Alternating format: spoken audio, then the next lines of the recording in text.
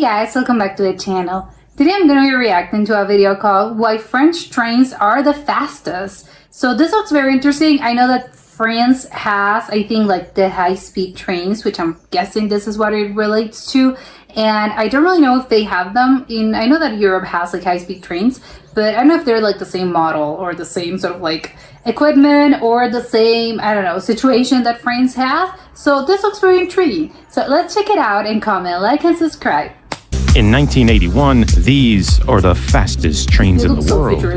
But French engineers want to see just how fast they can go. Okay, sounds like a good experiment. Reaching 380 kilometers an hour, the TGV smashes past a world record that's held for over 25 years. The French have something to prove, because 40 years ago, amid controversy and doubt, this train took on the plane and won. That's wild. Is it like a small, like, charter plane? I'm thinking like a Boeing. Only a few decades earlier, it seemed that trains had reached their limit. In experimental runs, railway engineers had pushed them to incredible speeds. But in actual service, trains around the world weren't anywhere near as fast, nor were they getting any faster. In the 1950s, they ran at about the same speeds as they did in the 1930s. The problem was, engineering a faster locomotive would only get you so far. With many rail lines having been built a half-century earlier, they had sharp curves, steep grades to climb, and outdated signaling that just couldn't handle higher speeds. Getting trains to go faster would mean having to rebuild the tracks they ran on, which was not only expensive, many were convinced it was pointless. Because the 1960s was the dawn of the they had age. airplanes. Air travel offered unparalleled speed, while the automobile promised unmatched freedom and convenience. The train was no match for either. Around the world, billions were spent building new superhighways. Short-haul air routes were growing in popularity, and just around the corner, new technologies and radical transport solutions promised to reshape travel entirely. Many saw trains as an antiquated 19th century technology. But halfway around the world, the Japanese were about to change. I have to say this mostly relates to the US and most like other places in the world, but it's kind of wild to think like most of the problems of like traffic and sort of like urban planning that we have in a lot of cities and in a lot of countries these days can be traced back to this. Like, it's because of this, but the people weren't planning ahead and they were like, oh no, the cars are the future, we're gonna build gigantic highways. And now, like, look at the problem that we have now, both with, like, it's not that ecological, it's not that green, and also, you know, it's more effective. Like, most places are, like, moving towards trains again, so it's kind of crazy that it can all be traced back to this. I think that's wild. Everything. When everyone else had given up on railways, the Japanese had just completed one of the most ambitious rail projects of the century.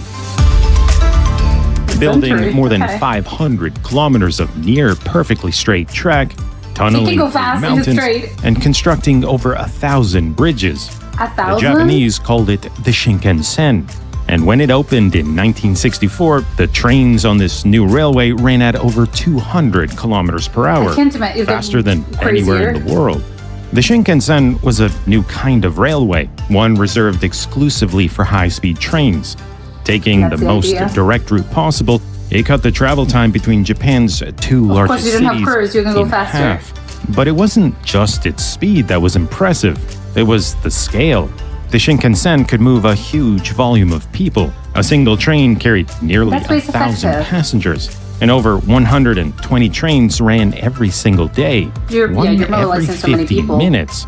In just the first 3 years, the Shinkansen moved more than 100 million passengers. How many people are in Japan? Two cities located nearly 500 kilometers apart were seemingly pulled closer together. But as the world looked on in admiration, railway engineers in France were dismayed. Why? Because they were lacking? The French were no strangers to getting their trains to go fast. Only a few years earlier, French engineers had set a remarkable train speed record, putting themselves at the forefront of railway technology. In areas of acceleration, braking, and electric pickup at high speeds, They were world leaders, Do faster but trains none of that consume seemed to more matter electricity? because the top brass running France's railways, the SNCF, lacked vision. Facing record deficits, they were obsessed with short-term fixes, cutting Never a costs, good thing, reducing yeah. service, Terrible. and closing down rail lines. No, that's But the opening of the recipe for failure. Shinkansen sparked a profound shift in thinking.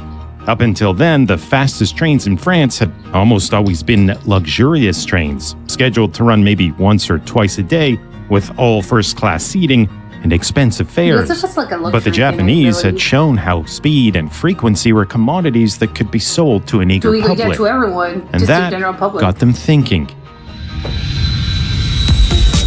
In the preceding years, French domestic air travel had exploded in popularity, a trend that was only expected to continue.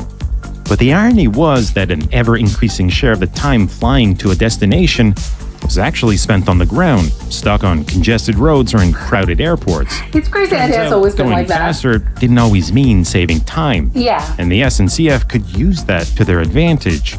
At distances of up to They had, 1,000 like, those open kilometers, airports. a high-speed Nothing train we have those scheduled these to run days. frequently could go head-to-head with the airplane. And if it was made affordable, it could win back passengers. Within months, SNCF went on the offensive with a bold plan for high-speed Love it. point-to-point That's the way connections to between go. major cities. But where the Japanese had spent enormous sums building an entirely new rail network, right down to all new stations, that wasn't going to work for the French.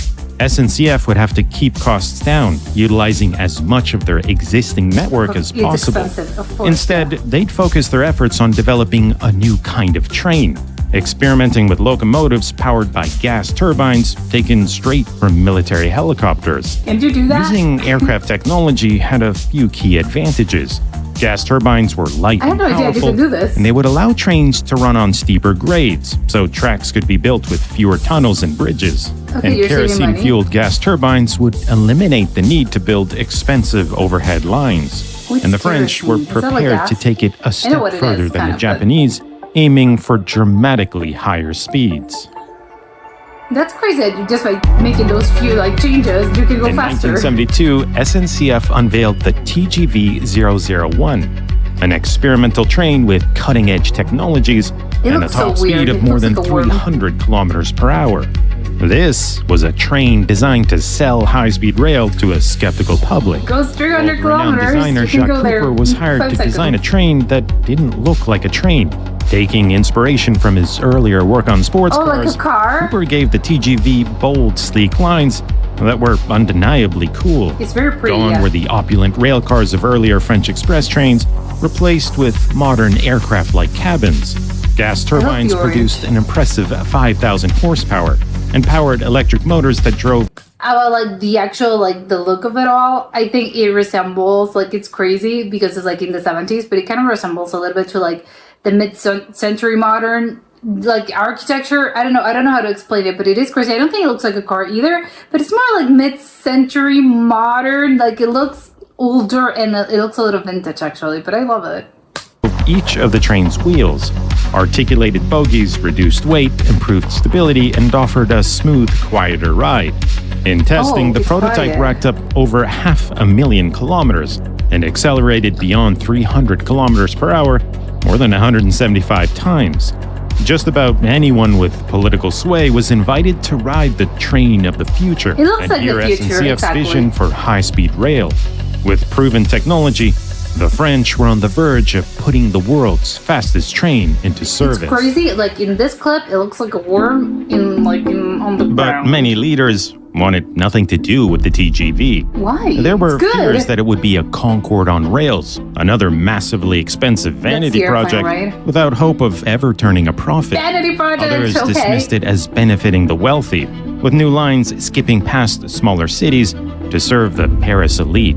And there were Oh my still God. competing visions for the Okay, future of like the French rural transport. areas, nothing. The Aerotrain, a radical tracked hovercraft that ran on an elevated concrete guideway, was also making what's up with the headlines.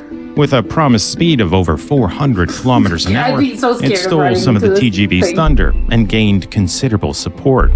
Meanwhile, Smaller. the Civil Aviation Administration pushed for the development of airliners capable of short takeoff and landings, Hmm. and even the construction of compact runways right in the center of Paris.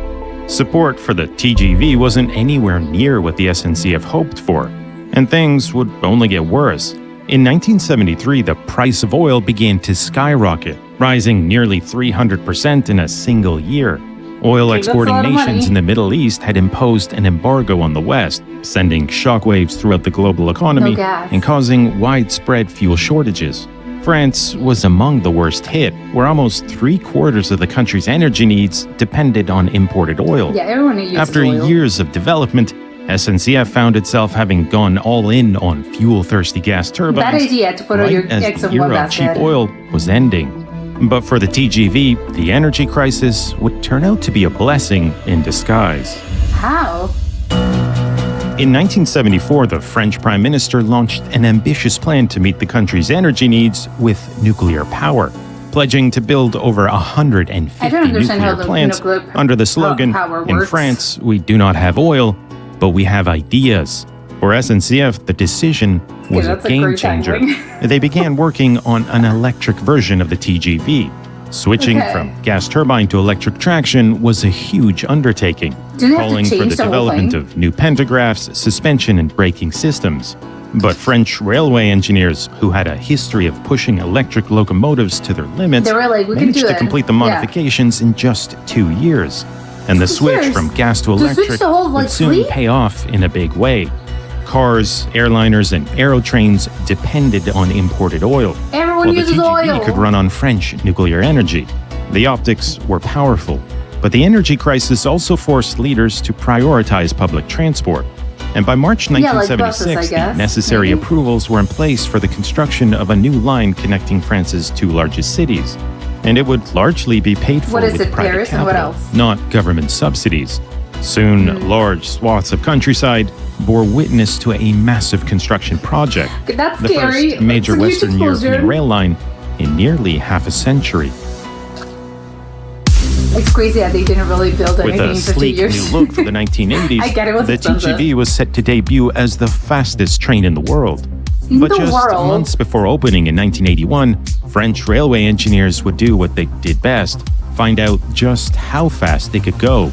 In a Okay. highly publicized event, they pushed the TGV well beyond its initial operating speed, all the way up to 380 kilometers per hour. How the thing doesn't smashing collapse. the world record they had set decades earlier. Yeah, but But while the 1955 Did it break down record the car? had pushed railway technology to its literal breaking point, Okay, yeah, it broke. 380 kilometers per hour was achieved with the very same train that would soon go into service, Okay. paving the way for even higher speeds in the future.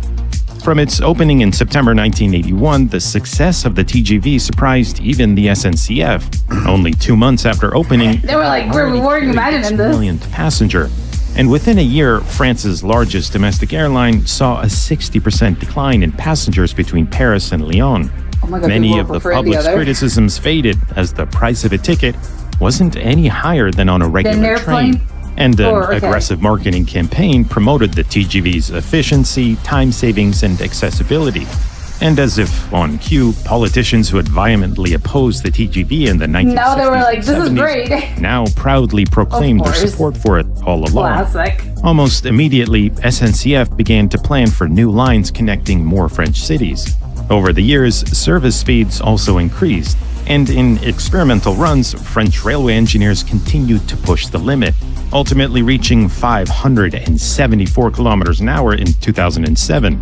A Okay, but I have to say, does the thing regularly go to that speed? I think not, right? Like they did it just for show to prove that they can do it, but I doubted that people, just normal people, just riding in their everyday lives, they are going to these amount to like this speed. I think, hopefully, it makes me a little scared to be honest. railway speed record that holds to this day.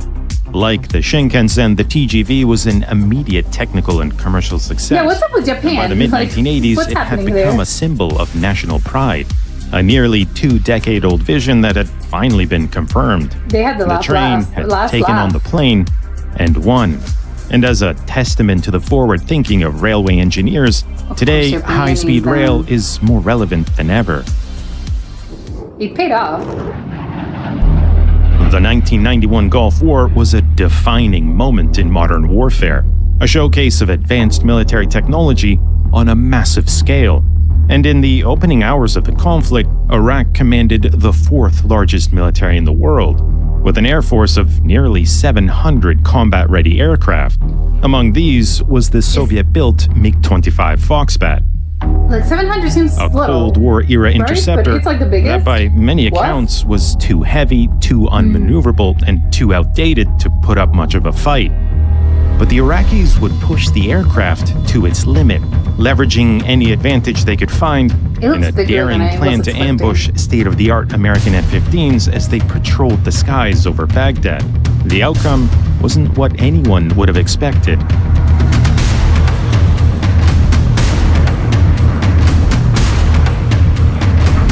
This looks crazy. Like looks like a movie.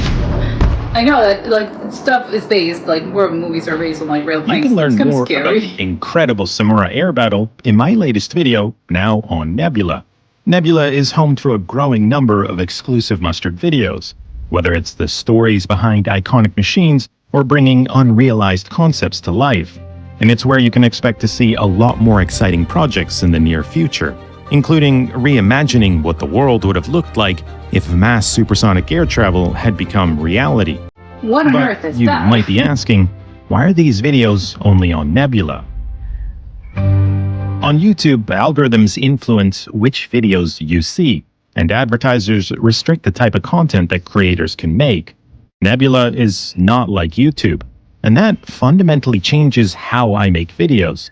On Nebula, I can make a video as long as it needs to be. The videos only have to make Mustard viewers happy, not a general audience, which is what the YouTube algorithm demands. And that means I can cover fascinating technical details in more depth, bring lesser-known concepts to life, or experiment with entirely new formats. There's no algorithm. There's only you. But there's one other very important difference. Nebula is owned directly by us, the creators. There's no one else to answer to, and we're not lining someone else's pockets. And that means your support goes directly into funding more high-quality projects that otherwise would have never been made. When you sign up for Nebula, you also get access to Nebula classes, where you can even take entire courses on how to become a creator yourself. Sign up using the link below, and you'll get a $20 discount, meaning for just $2.50 a month, you'll support Mustard. And in return, you'll get access to tons of new premium content from your favorite creators.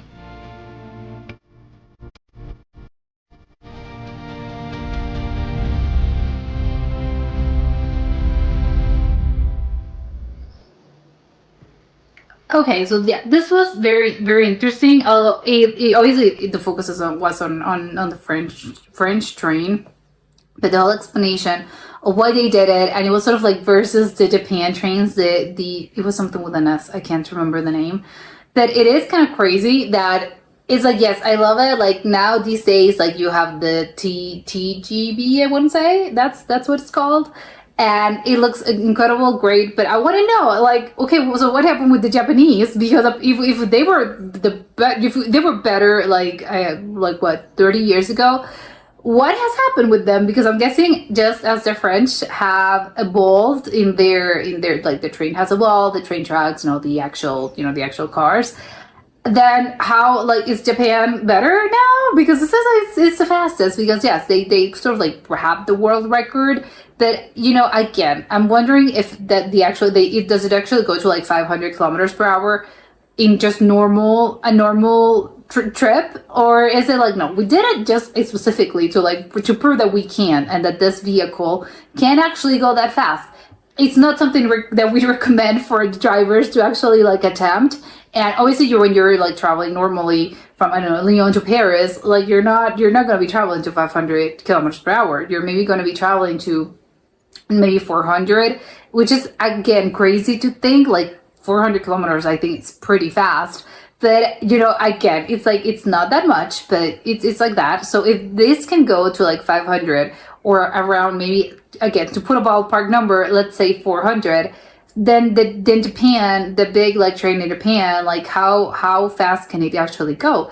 Is it faster? Because I'm thinking, I don't really know. I've never been to Japan, but I know that a lot of people that actually have been, that have experienced the trains in Japan and the trains in Europe, they constantly like say that the trains in Japan are actually like a little bit, they're better. I don't know if they are referred to the thing being faster, or is it like the connections that are, I think, a little bit better like throughout the country. So it's wild to me to think of like, wow, so Japan is apparently like better, and they think like, no, they are miles ahead. So I'm wondering like, okay, so how much greater can it be? Because this looks incredible already. So how can you actually like improve on that? It's an insane thought, but maybe I don't know. That's just like for references. I don't really know, because I don't really know enough about it. I just know that some people have said that, you know, Japan is like miles ahead when it comes to like train travel.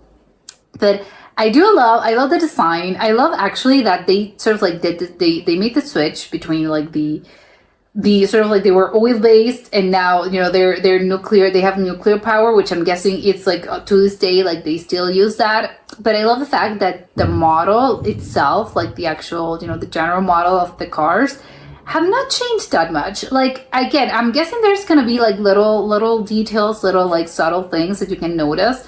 But to my untrained eye, that is not really that familiar with those trains, I'm seeing the clips and I'm like, oh, it's actually like it hasn't changed the design. Like, it's still quite particular in the way that now that I know how it looks, when I see it, I'm gonna be like, oh, those are like the TGVs, like those are the trains that they use in France. So those are the high-speed trains, because again, they haven't like changed that much. I think, at least again from my what I could see, like it's not like a huge difference. So I like that they have improved on it, and again, because they mentioned like they like made like arrangements, and they improved like the suspension, I believe, like other mechanical things that obviously you don't really know unless you actually like, you know what they're talking about, and obviously like you maybe like read up on it or like watch a video or something. But, you know, just visually, it looks the same, and I love it because it creates sort of like an identity and a brand that it's, you know, it's in probably in the collective of every like French people, every French person. Like, they're gonna see that and they're gonna, yeah, of course, like it's a thing about like cultural and probably like national identity, which I know sounds a little wild and crazy to think and say like it's just a train, like it's not a thing of like a national pride. But it is, because like, look how incredible it is. Like, if I were French, I would be like, oh, we have like incredible trains, like our train system, like the TGV, like it's incredible. It's a high-speed train, and you know, it does this and that. Like, that is actually like a really good thing to be proud of. So it is like, I would guess, you know, French people have to be like very, very proud of this. And because it hasn't changed a lot in the past like 30-40 years, then that helps, because it's like it hasn't changed and you're always easily recognizable as one of the symbols like in this country, which I like. It's like, oh, that's good. And I hadn't actually like thought of this a lot, and I hadn't really, again, I know that France has like, again, prior to watching this, I was like, oh, I know that the French have like a really good train system, apparently, like it's a high-speed train. But now I can just, when I think of France, I'm gonna be thinking, oh, it's not just like baguettes and great food and like the Eiffel Tower and the French Riviera. It's also like this incredible train. It's like, okay, now I want to ride on these things. I like, it's kind of a little bit of a sad situation that prior to like the whole sort of, because of what they did, from my understanding, was, you know, earlier in the first few days, like in the first few years of like the train travel, well, not the train travel has been around for like 100 years, but you know, at the what mid-century, probably like around the 1940s, 1950s, trains were seen as sort of like the antiquated thing, like it's an old thing, like why would you want to like ride a train? If obviously we have like this great cool invention that, again, it wasn't an invention, but it was being massified, like cars and airplanes, which were, I think, a newer thing of like, oh, we as normal people can actually go and, you know, go on a plane, which obviously is gotta be like a wild thing, you know, because people being born in the late maybe 1890s, like they didn't like to think in their lifetime they could have, they actually saw the invention of like these like incredible high-speed trains and airplanes and cars. I think it's gotta be like, well, must have been like a mind-blowing thing for a lot of people if they were like born at the turn of the century. They were like, well, you wouldn't believe, like when I was little, this whole thing was not, it was a completely different world from when they were born. It's like, no, we were riding horses, and now it's like we have cars and we have like things or airplanes in the sky. and we had trains that looked like nothing that we've seen before. It's not like a locomotive or anything like that. It looks insane. And, you know, it goes very fast. And of course we have cars. So again, on that hand, like it's crazy. But obviously, you know, the whole antiquated part, it's all, why would you want that? Obviously I want to go, like I want to experience like a new form of travel. But it was more like, again, in France, I don't know if it was all over the world, but for my understanding, it was like more of like a high class situation of like, oh, you know, we have, you know, first class, and the whole experience is just like, oh, you know, you're sitting down and maybe you're having like a meal. I think it was more elegant, more, I was gonna say snobby, but maybe snobby is not the right word. It's just like, it's more, a little bit more expensive and a little bit more, it's only available for like a first class citizens, or maybe like richer citizens or people that had more access, and they were commodifying it. And what they did, it was like, no, everyone can use the train. It's not, and you know, it's for the normal people, it's for the plebs. It's like, you know, you don't really need to have like so much money. It's normal. You can buy just a ticket here, and because it goes to a lot of places.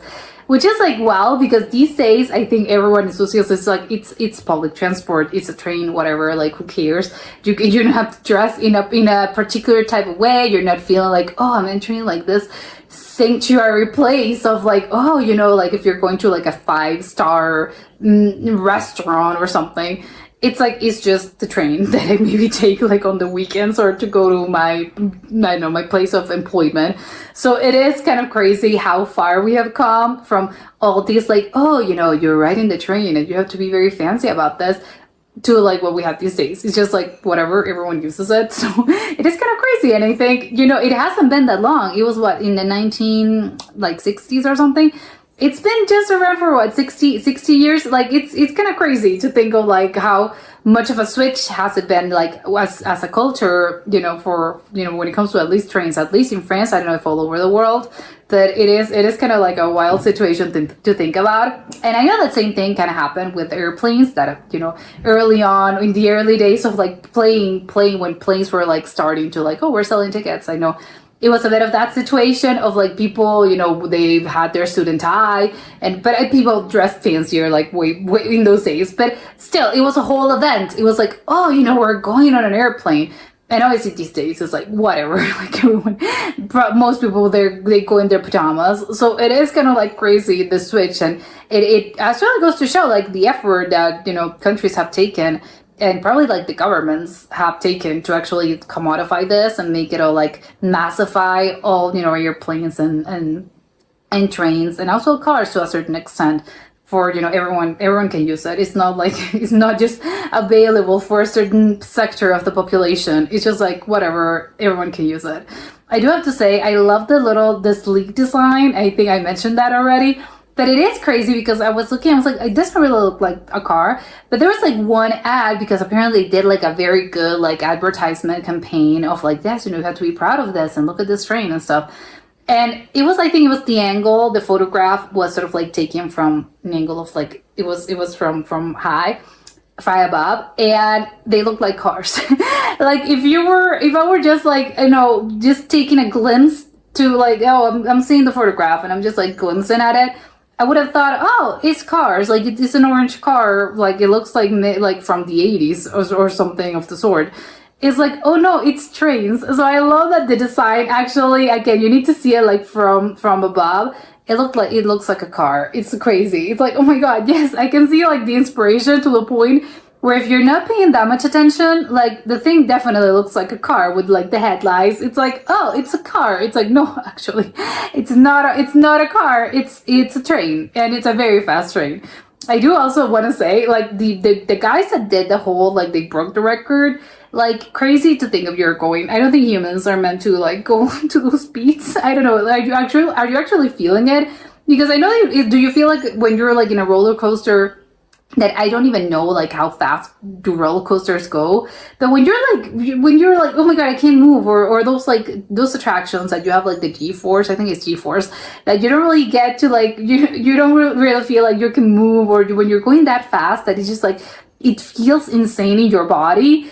Do they feel that way when they're traveling? Did they felt it, or was it like, no, the thing is designed in a way that you don't actually like feel the impact and the force? of the thing. It's like when you're like on an airplane, the thing goes fast. I have no idea how fast actually airplanes actually go, but you're obviously not feeling. Actually, if you're like peek at the window, you're like, oh, we're not moving that fast because you're so high that it's like you're sort of like losing track of like reality. I don't know. It's like airplanes. That's my point. It's like you don't really feel the speed because it's just like you think that you're actually going slow, but obviously in reality is that you aren't. I'm wondering if it's that situation or they actually know because it's like on the ground on an airplane is a little bit different because you're high and you're from above and it's air. Now you have to cut air, but it's different because you're like on ground level. So it is like I can definitely feel the force and the impact and like how fast are we going. It must have been wild for the driver and for everyone involved. And again, I don't know if humans can actually, the human body, I don't know, maybe it's a psychological thing. It's actually designed to like go to those speeds. I'm just gonna say that. But this was very interesting, and that was it for today, and I'll see you soon. Bye.